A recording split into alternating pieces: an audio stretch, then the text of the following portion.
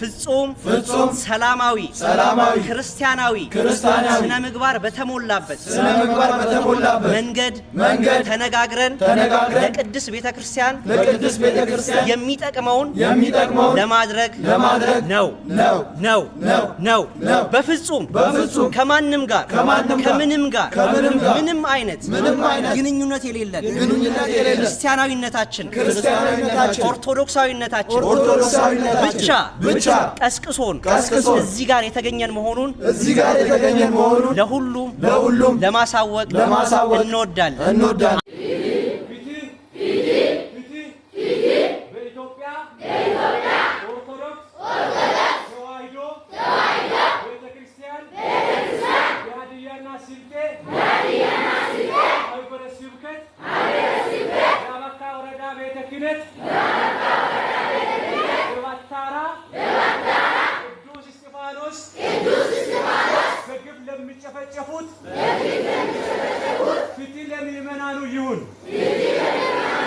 አሁን ፈርዶብን የት እንደምደበቅ አንዳንድ ጊዜ መደበቂያ ስላጣሁኝ እንጂ የታለ ጳጳሱ ዝም ያለው ይላል። ያም ተነስቶ የታለ ምን ያለው ይላል።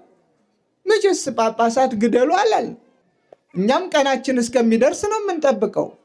በዚህ ዘመን የሀገራችን ኢትዮጵያ ወቅታዊ ሁኔታ ስንመለከት በታሪክ የምናውቀውን የጨካኙን ገዥ ተግባር በግልጽ ያስነብበናል። ሰላም ውድ የቻናሌ ቤተሰቦች እንደምን አላችሁ? በያላችሁበት ሁሉ ሰላማችሁ ይብዛ። ዛሬ እንግዲህ ይዤላችሁ የመጣሁት በትናንትናው ዕለት የታላቁ መልአክ የቅዱስ ገብርኤል ክብረ በዓል በኢትዮጵያ ሀገራችን በተለያዩ ቦታዎች በደማቅ ሁኔታ መከበሩ ይታወቃል ማለት ነው። ታዲያ በበዓሉ ላይ ብፁዓን አባቶች ኢትዮጵያ ሀገራችን አሁን ላይ ያለችበት ሁኔታ እጅግ አሳሳቢ ደረጃ ላይ እንደደረሰች ሲገልጹ የምንመለከት ይሆናል። ከነዚህም መካከል ብፁዕ አባታችን ብፁዕ አቡነ አብርሃም የሰሜን ጎጃምና የባህር ዳር ሀገረ ስብከት ሊቀ ጳጳስ ሀገራችን ኢትዮጵያ በየመንገዱ እየሞቱና ሰላምን አጥታለች፣ እንዲሁም በቅርቡ በደቡብ ወሎ ሀገረ ስብከት በሚገኙ ገዳማውያን ላይ የድሮን ጥቃት መፈጸሙ ይታወቃል። በዚህ ዙሪያም የሰጡትን ሐሳብ የምናየው ይሆናል። በሌላ በኩል ደግሞ በሐዋሳ ቅዱስ ገብርኤል ቤተክርስቲያን በመገኘት እንደዚሁ ኢትዮጵያ ሀገራችን ችግር ውስጥ ናት በማለት ድምጻቸውን ሲያሰሙ የምንመለከታቸው ብፁዕ አቡነ ዮሴፍ ናቸው። ይህንንም ጉዳይ የምንሰማው ይሆናል ማለት ነው። እንዲሁም ደግሞ አሁን በሀዲያ ሀገረ ስብከት በአመካ ወረዳ ላይ አንድ የኦርቶዶክስ ቤተክርስቲያን እና በአማኞች ላይ የተፈጸመ ጥቃትን በማስመልከት ከሀገረ ስብከቱ የተላለፈ መልእክት አለ፣ የምንመለከተው ይሆናል ማለት ነው። እናንተ ታዲያ ቪዲዮን ከመጀመራችሁ በፊት ለቤቱ አዲስ ከሆናችሁ ሰብስክራይብ፣ ላይክ፣ ሼር በማድረግ ቪዲዮን እንድትጀምሩ ትላለሁ። ቀጥታ ወደ ቪዲዮ። መንግስት ያለው አካባቢያችሁን አልሙ ነው። ይህንን የሀገረ ስብከቱ ሊቀ ጳጳስ ብፁዕ አባታችን አቡነ ሳይሮስ ይረዱልን። እንደምትመለከቱት እጅግ አሳዛኝ ዜና አለ። ከምስሉ እንደተመለከታችሁት በወሊሶ ማርያም ተቀብረው የቆዩ የሊቃነ ጳጳሳት አጽም በሌሊት ቆፍረው በማውጣትና ቤተ መቅደሱን እያፈረሱት ይገኛሉ ማለት ነው። በዚሁ በወሊሶ ማርያም እንግዲህ ታሪክ እንደሚናገረው ከሆነ ከ10 በላይ የሊቃነ ጳጳሳት አጽም እንዳለም ይታወቃል። ታዲያ ታሪክ አስቀጣዩ ወጣት ነገሩን በሰከነ መንገድ እየተመለከቱት ይገኛሉ ማለት ነው። ቤተክርስቲያን ልጆች ወይም የቤተክርስቲያን ወጣቶች ሃይማኖታችንን አናስደፍርም፣ አባቶቻችን ያቆዩንን እምነታችንን እንጠብቃለን እያሉ አጽንኦት ሰጥተው ቤተ መቅደሱ እንዳይፈርስባቸው እየተከራከሩ እንመለከታቸዋለን ማለት ነው። ታዲያ በዚህ ጉዳይ ሀገረ ስብከቱ ሊቀ ጳጳስ ብፁዕ አቡነ ሳዊሮስ እስካሁን ያሉት ነገር የለም። ታዲያ በዚህ ጉዳይ እናንተስ ምን ትላላችሁ? ሐሳብ እኛ የሰውን አነካም የኛም እንድነካ አንፈልግም። በዚህ ጭፍጨፋ ላይ የሚሳተፉት አካል ለሕግ እንዲቀርቡ እንፈልጋለን። ፍትህ ለባታራ ቅዱስ እስጢፋኖስ ቤተክርስቲያን ምዕመናን ይሁን። በሌላ በኩል ደግሞ በሀዲያና ስልጤ ሀገረ ስብከት በአመካ ወረዳ የሚኖሩ ኦርቶዶክሳውያን ክርስቲያኖች ላይ እጅግ ዘግናኝና አሳፋሪ ተግባር ተፈጽሞባቸዋል። ያመልኩበት ቤተ እምነት ጨለማን ተገን በማድረግ ሙሉ በሙሉ በማፍረስና የመገልገያ የቤተ ክርስቲያን ቅድሳትን በማቃጠል እንዲሁም ድምፅ አልባ በሆነ መሳሪያ ዘበኞችን ወይም ቤተ ክርስቲያንን የሚጠብቁ ጥበቃዎችን በመደብደብና ድምፁን ሲሰሙ ተሯሩጠው የመጡ ክርስቲያኖችንም ጥቃት በማድረስ እጅግ በ20ኛው ክፍለ ዘመን የማይደረገውን አስነዋሪ ተግባር ፈጽመዋል። እንግዲህ እንደሚታወቀው አሁን ላይ የኢትዮጵያ ኦርቶዶክስ ተዋሕዶ ቤተክርስቲያን እጅግ ፈተና ውስጥ መሆኗ ይታወቃል።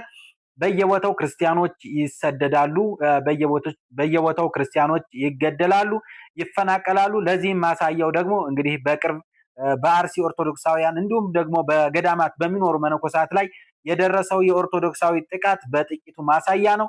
ታዲያ በዚህ ሁኔታ እንዴት ራሳችንን እንጠብቅ፣ እንዴት ራሳችንን ከእንደዚህ አይነት አደጋ እንከላከል የሚሉት ሐሳቦች በብዙ ክርስቲያኖች ላይ ጥያቄ ፈጥሯል ማለት ነው። በዚህ ጉዳይም ብፁዓን አበው ሊቃነ ጳጳሳት ጀምሮ ድምጻቸውን በምሬት እያሰሙ ይገኛሉ ማለት ነው። ታዲያ የክርስቲያኖች በየቦታው መገደል እስከ መቼ ነው? የክርስቲያኖች በየቦታው መሰደድ እስከ መቼ ነው? መፈናቀልስ የሚያመልኩበት ቦታ ቤተክርስቲያናቸውን ማፍረስ እስከ መቼ ሊሆን ይችላል ሊቀጥል ይችላል የሚለው እጅግ አጠያያቂ ሆኗል ማለት ነው። ታዲያ በዚህ ጉዳይ የእናንተ ሐሳብስ ምን ይመስላል? የዚህ ሳምንት መርዷችን መርዶው ከዕለት ወደ ዕለት ነው። የምስራች የምንሰማበት ናፍቆናል። ጦርነት፣ ዋይታ፣ ስደት፣ ሞት በቃ የሚባልበት ናፍቆናል። ብዙ ካህናት ሕይወታቸው አለፈ በቤተ መቅደሱ። ብዙ እናቶቻችን ሕይወታቸው አለፈ።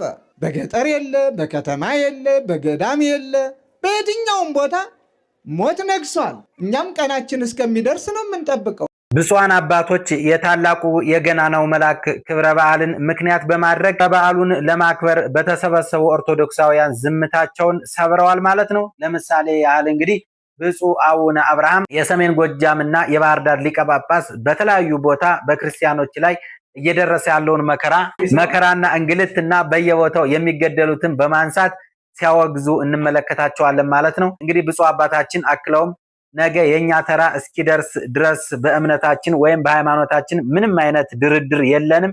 እውነቱን እውነት ሐሰቱን ሐሰት በማለት የኛ ተራ እስኪደርስ ድረስ እየመሰከርን እየተናገርን በእምነታችን ጸንተን መቆየት እንዳለብን ለመላው ኦርቶዶክሳውያን በአጽንኦት አሳስበዋል ማለት ነው። በሀገራችን በየአቅጣጫው የሚታየው አለመረጋጋት፣ የሰላም እጦት፣ የወንድማማቾች ጦርነት፣ መፈናቀል፣ ረሃብና ፍርሃት በየደረጃው ከተቀመጡና ኃላፊነታቸውን በአግባቡ ከማይወጡ ኃላፊዎች አስተሳሰብ የመነጨ ሆኖ እናገኘዋለን። በዚህ ዘመን እግዚአብሔርን የማያውቁና የማያምኑ ሰዎች በምድራችን ላይ ስለበዙ ብዙ ንጹሐን ክርስቲያኖች ያለ ጥፋታቸው እንደ ቅዱስ ቂርቆስና ቅድስት ኢየሉጣ በእሳት ውስጥ ተጥለው በብዙ ችግር እየተሰቃዩ ያሉበት ዘመን ነው። እንዲሁም አባታችን ብፁዕ አቡነ ዮሴፍ በሐዋሳ ቅዱስ ገብርኤል ቤተክርስቲያን በመገኘት በሀገራችን በኢትዮጵያ ውስጥ ተሰማርተው እየነደፉንና እየገደሉን ስላሉት ክፉ ሰዎች ጭካኔያቸውንና አረመኔነታቸውን በተሰበሰቡት ኦርቶዶክሳውያን ክርስቲያኖች ላይ በምሬት ገልጸዋል ማለት ነው። ብፁዕነታቸውም አክለውም ጥቅማቸውን ለማስጠበቅ ሲሉ ለብዙ ሰዎች የጭካኔ ክንዳቸውን ሲያሳርፉ እንመለከታቸዋለን ብለዋል።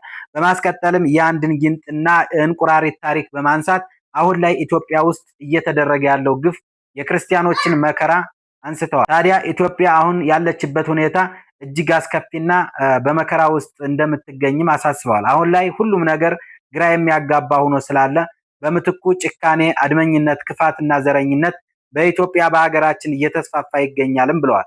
ብፁዕነታቸው ብፁዕ አቡነ ዮሴፍ በአጠቃላይ በሀገራችን መፈናቀል፣ ስደት፣ የዜጎች ደም በከንቱ መፍሰስ፣ ረሃብ፣ እንግልት በአጠቃላይ ይህ ሁሉ መከራ ሀገራችን እያስተናገደች የምትገኘው ስልጣን አለን ብለው ወንበሩን የያዙት ባለስልጣናት እንዝላልነትና ቸልተኝነት የተነሳ ነውም በማለት በአጽንኦት አወግዘዋል። በዚህ ጉዳይ የእናንተ ሐሳብ ምን ይመስላል? በኮሜንት አስቀምጡልኝ።